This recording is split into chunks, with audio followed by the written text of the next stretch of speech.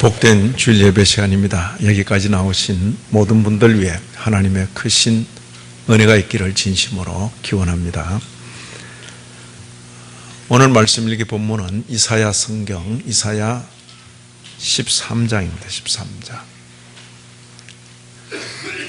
바벨이란 이름은 성경 66권 중에서 그 첫 권인 창세기 초두에 나오는 이름 바벨.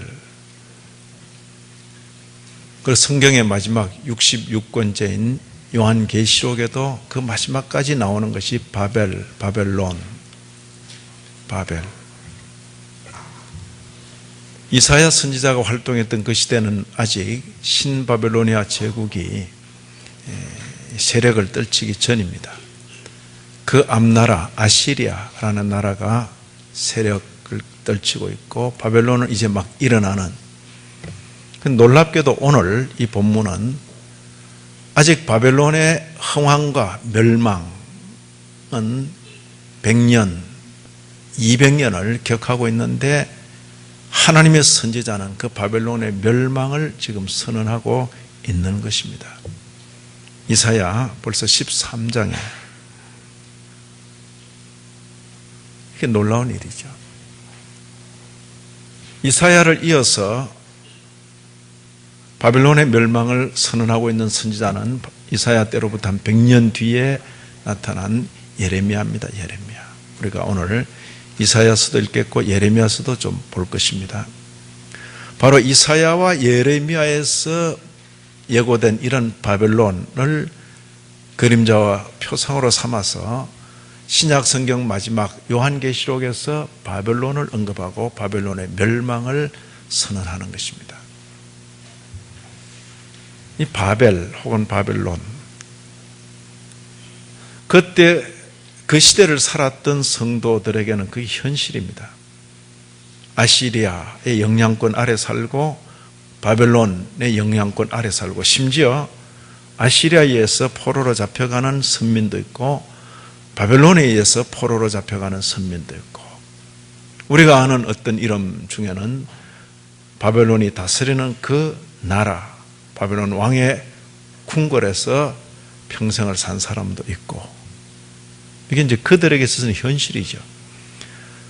그러나 성경으로 기록되고 난 이후에 그 이후 시대 저와 여러분은 더 이상 바벨론, 아시리아 먼 옛날 이야기죠. 그럼에도 저와 여러분은 이 성경을 오늘도 읽고 있는 것이, 읽으면서 이런 기록된 말씀이 우리에게 주는 의미가 무엇인가? 그때 그들에게 있어서는 구체적인 현실, 아시리아, 바벨론, 그게 끝이 아니죠. 페르시아, 그리고 이후에는 로마. 사도시대로 오면 로마. 하하, 기록된 성경을 읽고 있는 저와 여러분에게는 바로 이 아시리아, 바벨론 이런 것들이 우리로 하여금 현실을 보게 하는 어떤 그림자, 예표 같은 그런 기능을 하는 것이로구나 하는 것을 확인하게 되는 것입니다. 그들에게 있어서는 구체적인 현실, 그리고 성경을 읽으면서 아시리아, 바벨론을 읽어가는 저와 여러분에게는 뭔가 깨닫도록 하는 그림자와 예표.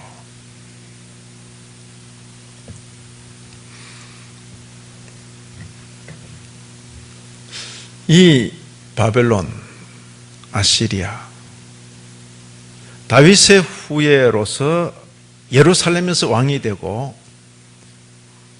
분명히 그들의 대관식은 예루살렘 성전 중심으로 이어졌겠죠. 제사장이 그 머리에 기름을 붓고 왕으로 세우고, 그렇게 예루살렘에서 다윗의 대를 이어서 왕이 되었음에도 불구하고 아시리아의 도움을 청하고 아시리아 왕의 도움을 위해서 성전의 모든 보물을 끄집어내서 그 왕에게 갖다 바치는 이런 일. 새로운 나라 바벨론이 흥왕하다. 그래서 바벨론에 다녀온 사람의 이야기를 들으면서 우리도 바벨론처럼 되려면 어떻게 해야 되는가?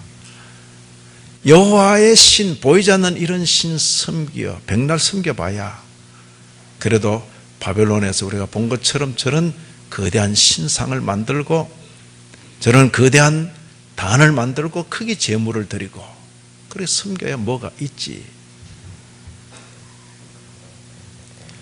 몸은 예루살렘에 사는데 마음은 바벨론에 가 있는 그런 사람도 있고, 이 바벨론의 영향을 끊기 위해서 어떻게든 바벨론으로부터 벗어나려고 애를 쓴 사람도 있을 것이고,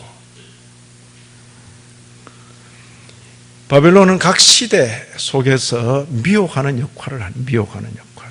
그래서 여기 예레미야 51장 7절에는 온 세계가 취하는 금잔, 그런 표현을 하죠. 금으로 만든 잔, 금으로 만든 잔으로 물 마시는 사람 별로 없어요. 넘실거리는 붉은 포도주 아니면 고급의 독주를 담가서 마시는 것이요. 그리고 고급 연회에 지위가 높은 사람들 고급 술을 따라서 마시면서 취하는 것이 이 금잔이라. 온 세계가 취하게 하는 금잔이다. 예레미야서 이 말씀을 요한계시록에서 받아서 바로 요한계시록 17장 4절입니다. 용을 탄 그 여인의 손에 들린 금잔이라. 세상을 취하게 만든다는 것이죠. 세상을 취하게.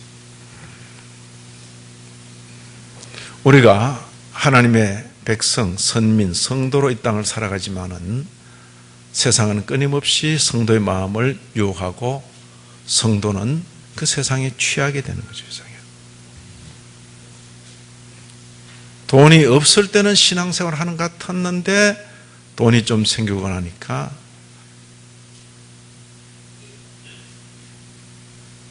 지위가 좀 낮을 때는 아둥바둥 살면서 신앙생활을 하는 것 같았는데 지위가 좀 높아지니까, 그렇죠?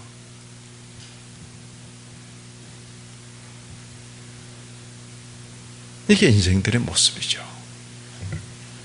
세상이 주는 것으로 취하는 거지, 취하는 것이죠.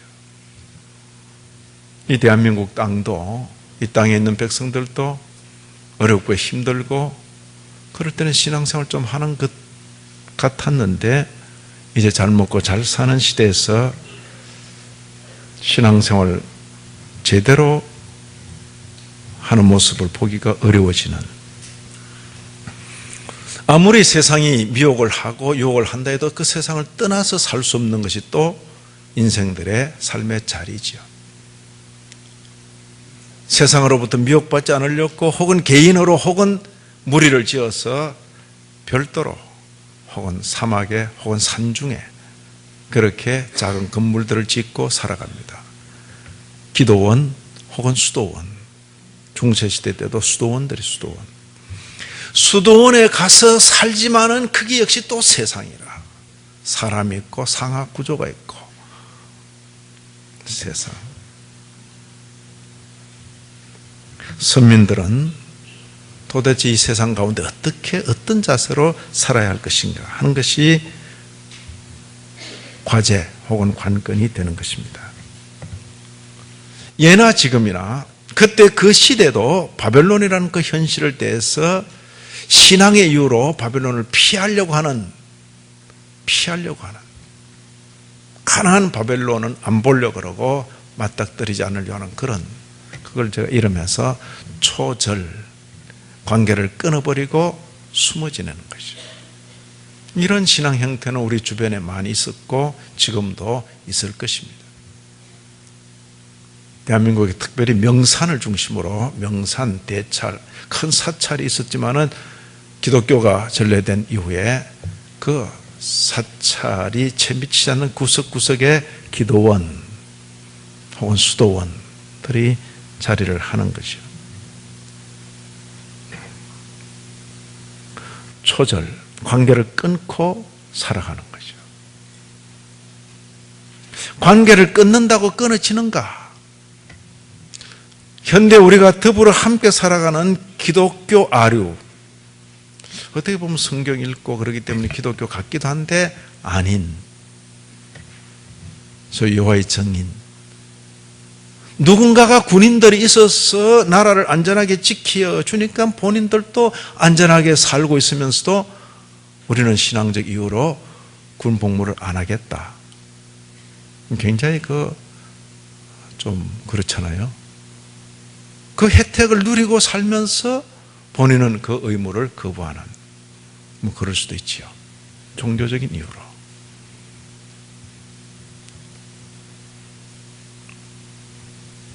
우리나라에도 안식교, 독특한 무리를 이루어서 지내지요. 신앙이 좋아 보이면서도 한편으로 불안한 그런 모습. 미국을 여행하면 동부 쪽에 혹은 서부 쪽에 독특한 복장을 하고 문명의 흐름과는 일단은 단절을 시키는 것이죠. 단절시키고 그리고는 그들의 신앙적인 주장을 가지고 살아가는 모습. 신앙적인 자세를 보면 참 귀한데 뭔가 아닌 것 같은 그런 일들이. 동부 쪽은 조금 더 그런 것 같고 서부 쪽에 있는 유타주 쪽에 있는 그 그룹들은 상당히 문명의 또 이기를 누리면서도 또 독특한 그룹을 형성해 가는 그런 신용을 내려는 한국에 있는 독특한 또 신앙 행태. 이 땅의 기독교 역사가 그리 길지 않습니다만은 이미 신앙촌 이런 행태가 있었죠. 처음에 신앙촌의 구성을 보면서 와, 이럴 수도 있구나. 기독교가 이럴 수도 있네. 그러나 불과 수십 년을 지나면서 인간 세대 한 세대 30년을 지나기 전에 이미 온갖 부패한 모습을 그 집단 속에서 보게 되고 이게 이런 식의 또 역작용이 있구나 또 보는 것이요. 수도원, 기도원 피하는 것. 이런 생각을 가지게 되면 아이를 낳아도 교육을 많이 시키면 많이 배우는 게 문제라. 그래서 공부는 가능한 한 한글만 떼면 사는데 불편이 없다. 더 이상 과연 그렇게 하는 것이 자녀를 제대로 기르는 것인지 있어요. 충분히. 그런데 이거와 정반대로 바벨론을 사모하는 자들이 있는 거죠. 몸은 예루살렘에 사는데 마음은 바벨론에 가 있는 거죠.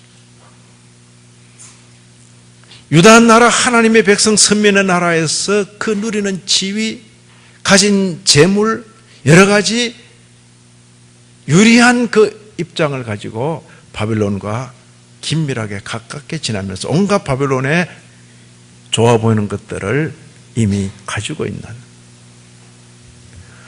몸은 여기 있는데 마음은 바벨론에 가 있는.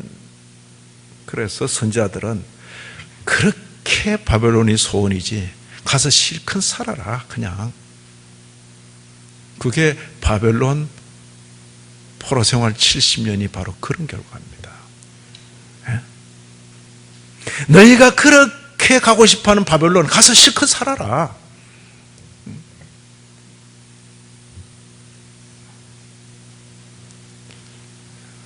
그때만 있는 게 아니죠. 오늘날 생각 없이 신앙생활하는 현대 교회의 다수가 그거죠.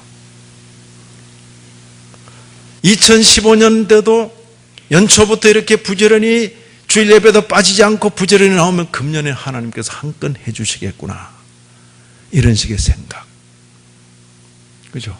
우리가 2014년도 15년 걸쳐서 연말 연시를 보내면서 새벽마다 나와서 기도했는데 적어도 이런 식으로 출발하면 우리가 복받아 잘 먹고 잘 살겠구나.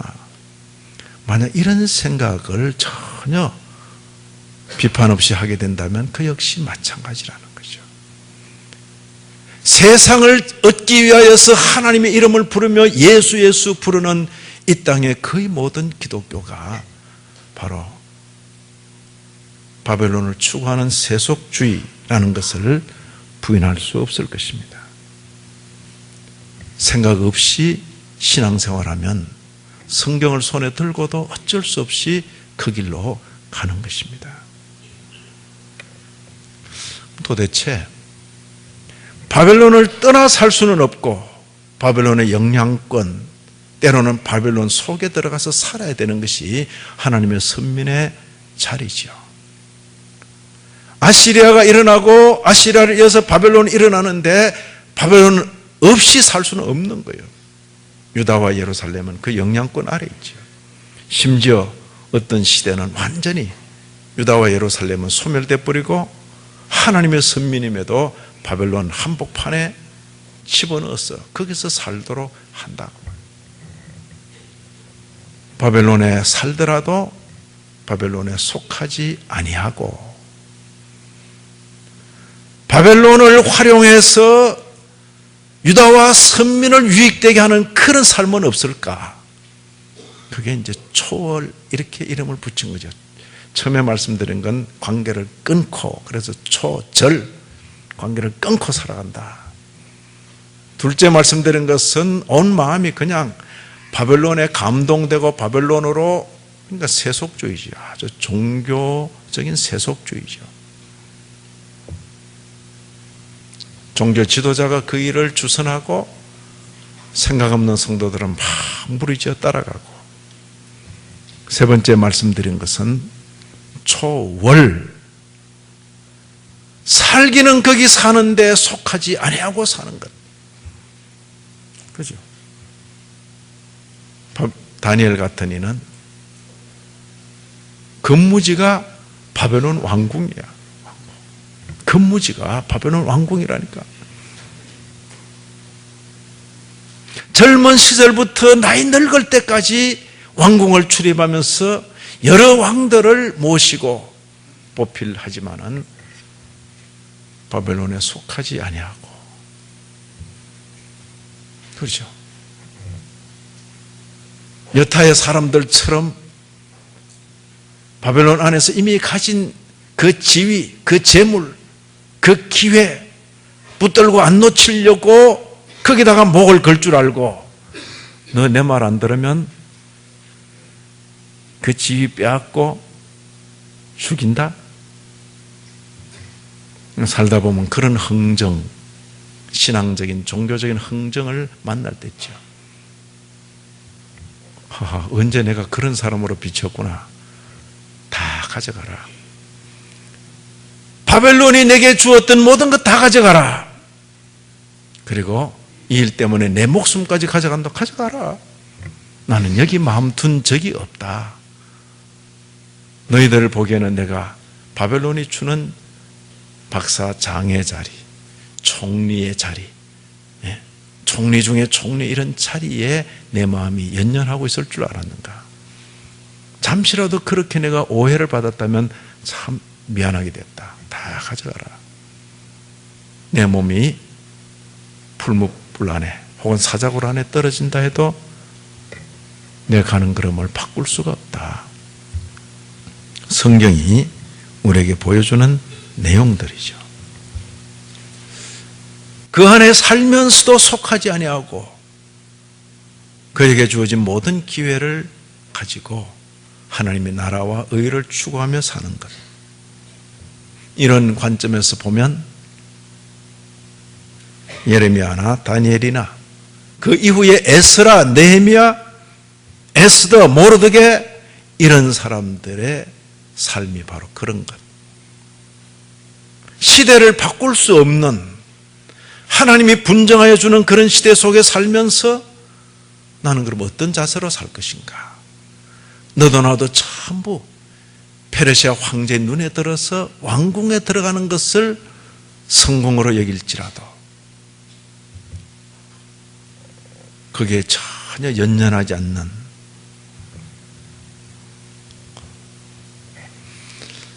기독교회가 세상 붙들기 위해서 세상에서 지위가 높아지고 돈을 더 많이 벌고 박사가 되고 교수가 되고 그러기 위해서 하나님 이름 부르고 기도하고 금식하고 철야하고 그것이 당연한 듯이 여겨지는 이 풍토,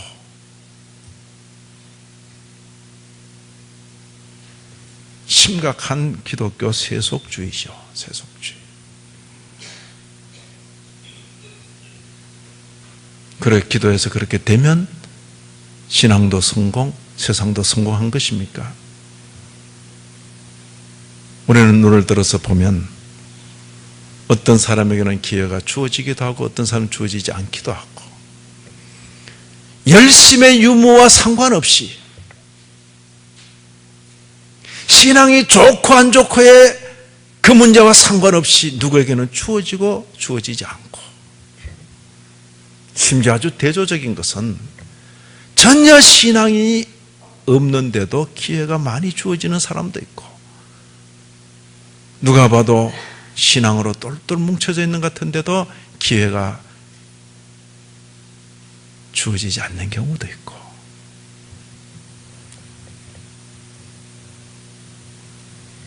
하나님께서 분정하여 주시는 그 모든 기회들 속에서 더 가지고 더 모으고 더 쌓고 더 높아지는 것이 목적이 아니고, 하나님께서 분정해 주신 그 기회 속에서 그 모든 기회들을 선용해서 그의 나라와 의를 추구하는 것, 이것이 신앙의 어쩌면 핵심이 되겠죠.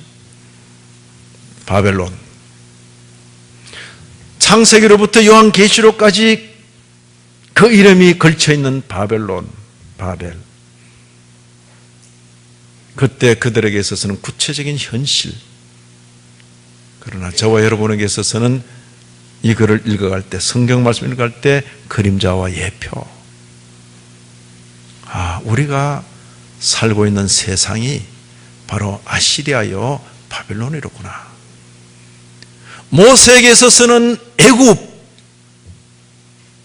그러나 저와 여러분에게는 그 내용을 읽으면서 세상이 가진 요소가 이런 것이로구나. 세상의 특성을 보여주는 그림자요 예표들. 바벨론은 반드시 망합니다. 반드시 망합니다. 이 땅에 속해서 이 땅에 영구히 살 것처럼 그렇게 살 것이 아니죠. 반드시 망합니다.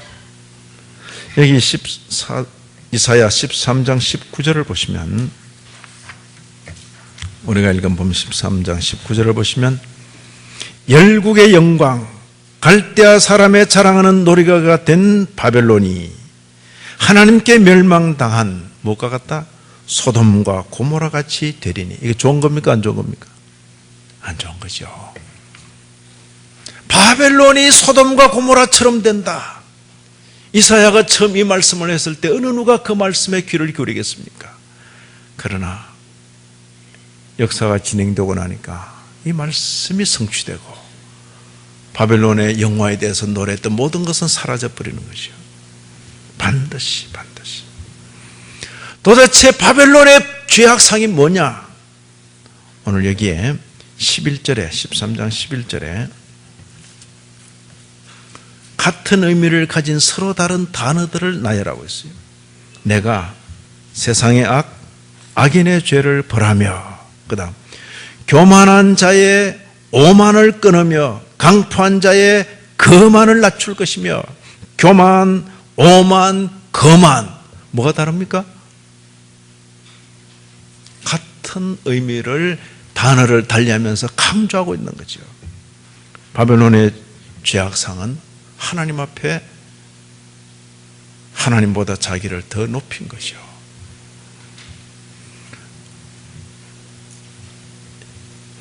사람의 지혜는 하나님을 닮은 것. 사람이 지혜를 모아서 문명사회를 이루는 건 참으로 귀한 일입니다.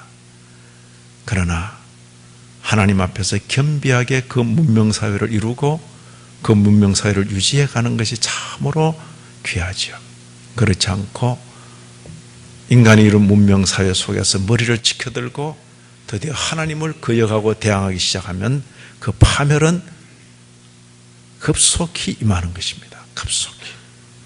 그 나라가 어느 나라든, 그 단체가 어느 단체든, 그 개인이 어느 개인이든 그 파멸은 급속히 임하는 것입니다.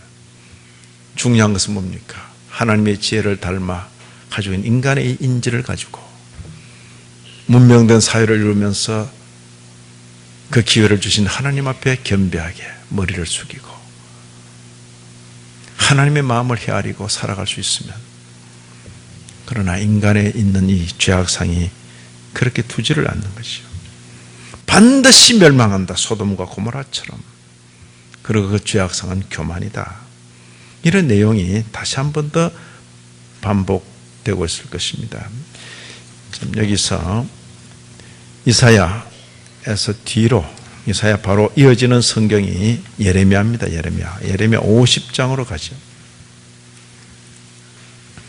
예레미야 50장입니다.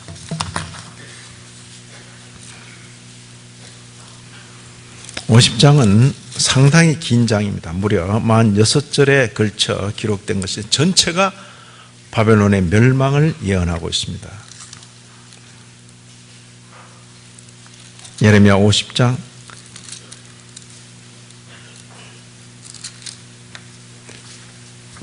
바벨론의 멸망을 이렇게 예고하고 있습니다. 35절 여호와의 말씀이니라. 칼이 갈대아인의 위에, 바벨론 주민의 위에, 그 고관들, 그 지혜로운 자의 위에 떨어지리라.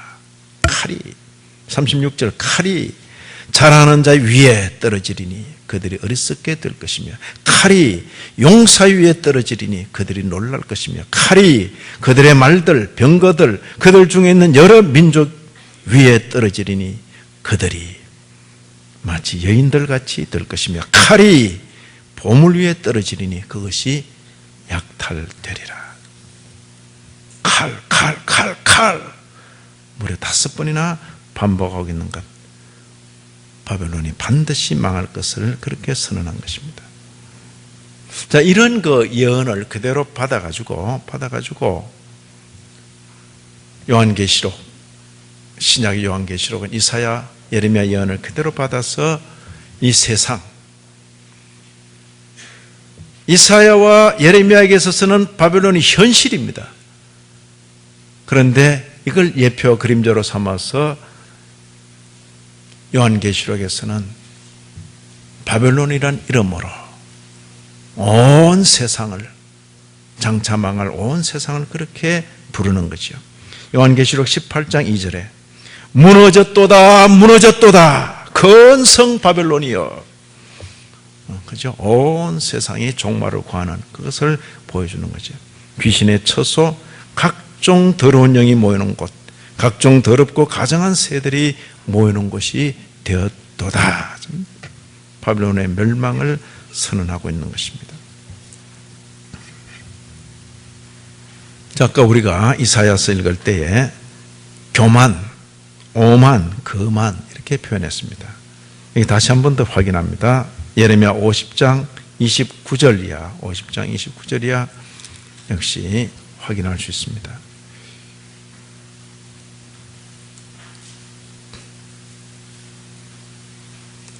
(29절) 마지막 보면 그가 이스라엘의 거룩한 자 여호와를 향하여 교만하였습니다. 그죠? 교만하였습니다. 31절 주만군의 여호와의 말씀이니라. 교만한 자여 보라 내가 너를 대적하나니. 바벨론의 죄를 교만으로 거듭거듭 표현하고 있습니다. 너의 날 곧 내가 너를 벌할 때가 이르렀습니다. 32절 교만한 자가 걸려 넘어지겠고. 3번 반복되어 나오는 것입니다. 자, 바벨론, 그리고 저와 여러분의 현실인 이 세상은 한편으로 불택자에 대한 심판의 도구, 그죠? 쓸어버리시는데 하나님께서 바벨론을 쓰셨구나. 심판의 도구죠.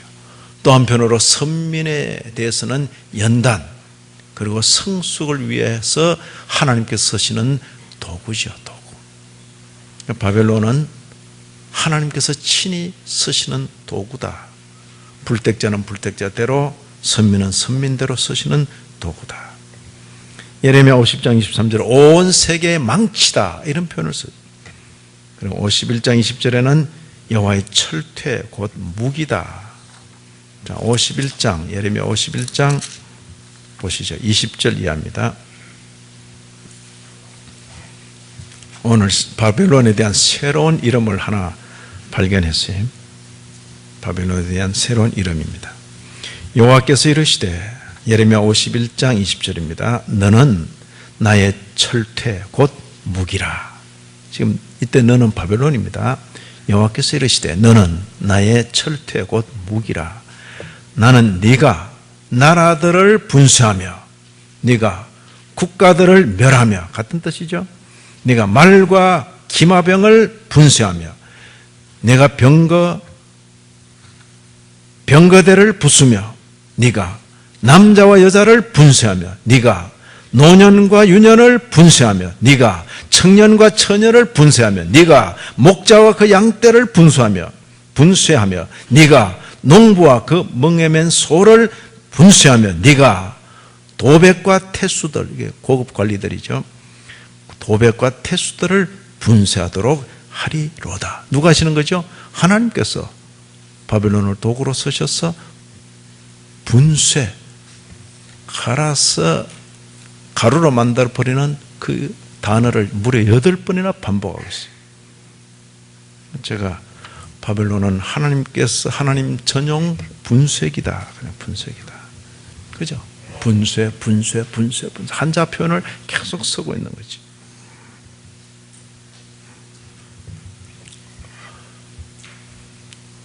우리는 현재 살아가면서도 오늘날은 하나님께서 미국을 분쇄기로 쓰시는지, 미국에서 한 나라가 일어나기도 하고 소멸되기도 하고 보잖아요. 옛날 바벨론 이야기만 보고 있을 게 아니죠. 하나님의 분쇄기 다 쓰시고 그 나라도 던져버릴 수 있는 것이요. 바벨론을 쓰시고 던져버리듯이. 중요한 것은 하나님의 손에 쓰임받고 있다라고 느낄 때 삼가 조심하는 그런 자세가 요구되는 거죠. 선민으로서는 바벨론을 떠나 살 수는 없는 것입니다. 초절, 그것은 대단히 신앙이 좋아 보입니다. 삶의 자리를 떠나서 산속으로, 사막으로 나가서 혹은 개인으로 혹은 집단을 이루어 사는 모습은 대단히 신앙이 좋아 보이지만은 건전한 신앙이라 하기에는 어려운 것이요. 너희는 세상의 빛, 너희는 세상의 소금, 사막의 빛, 산중의 소금이 아닌 것입니다. 사람들이 섞여 사는 그 속에서, 돈이 돌아가는 그 속에서 돈의 마음 뺏기지 않고 살아가는 것, 물질이 돌아가는 그 속에서 물질의 마음 뺏기지 않고 살아가는 것, 성공과 출세가 전부인 듯이 여겨지는 그 속에서 성공과 출세에 초연하면서 살아가는 것, 신앙이죠. 기도해서 그걸 더 가지려는 것, 아주 심각한 세속주의죠. 세속주의.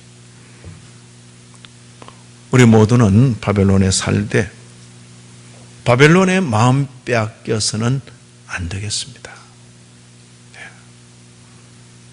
바벨론을 도구로 쓰시는 역사의 주관자이신 하나님을 바라보면서 내게 주어진 바벨론을 잘 활용해서, 각자 역량이 있습니다. 각자 역량.